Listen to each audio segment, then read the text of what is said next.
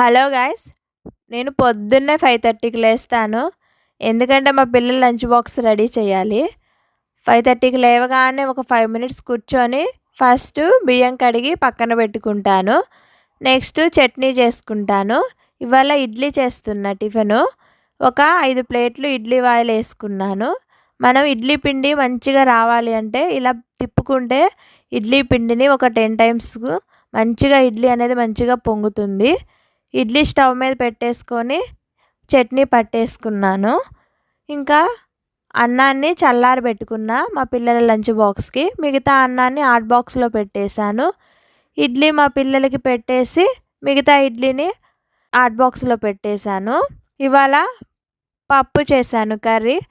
తాలింపు పెట్టేసుకొని పప్పు కూడా ఇంకా మా పిల్లల లంచ్ బాక్స్ రెడీ చేశా. ఇదే నా డైలీ రొటీను. మీకు కనుక నచ్చితే సబ్స్క్రైబ్ చేసుకోండి ఫ్రెండ్స్.